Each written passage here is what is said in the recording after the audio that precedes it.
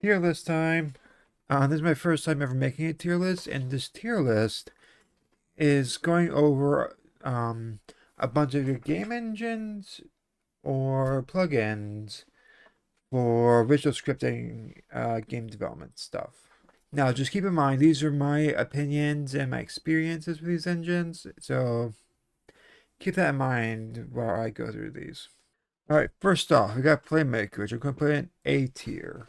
Playmaker was my first visual scripting plugin for Unity, and although it's pretty good, it takes some getting used to using state machines and whatnot. It can get really complicated. That's what I'm trying to say. However, a bunch of good games have been made in Playmaker, like what's it called? The First Tree, I think it was called, or Last Tree. I don't remember. Anyway, so that's why Playmaker is an A. Okay, up next we got Game Creator 2, which is also going to go into A tier. Now, Game Creator 2, I love. I mean, I only have the core version of it, but it's really good. It's really simple once you know how to use it. But that's the thing. You have to know how to use it for it to be useful. I think that's true for a lot of things. And there are not that many tutorials out there for it, so yeah. Game Creator 2, A tier. GDevelop gets S tier. Now, GDevelop is free. I believe it's open source, and you can do a lot with it. The thing about GDevelop, it's if this, then that. And GDevelop makes that very simple. Let's say you want to make a player jump. Well, first you would put in the event sheet, press spacebar, and then using behaviors put on the player, you can make that player jump. And there's a lot more you can do with that. You can expand on it indefinitely, and they are working on proper 3D support for GDevelop. So, QuickTime Fusion, I'm gonna an A tier. Now, QuickTime Fusion, I got before Five Nights at Freddy's came out. Which you don't know, the original Five Nights at Freddy's games were made in what was it? QuickTime Fusion 2.5. QuickTime Fusion 2.5 was my first game engine when I was trying to make games for the Ouya. And if it wasn't for the Ouya, I would not be here making games today.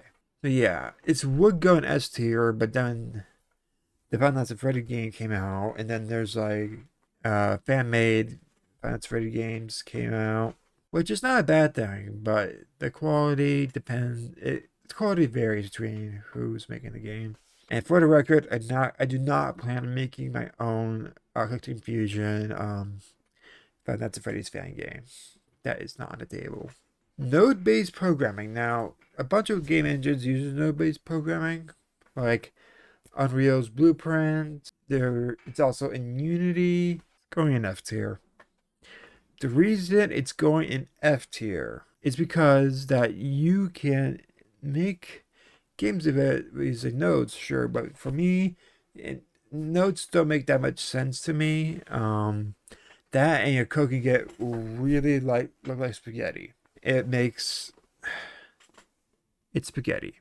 Honor with Scratch, also F tier. Now, I'm putting Scratch in F tier because, well, it's good for learning if this and that and a bunch of other game things.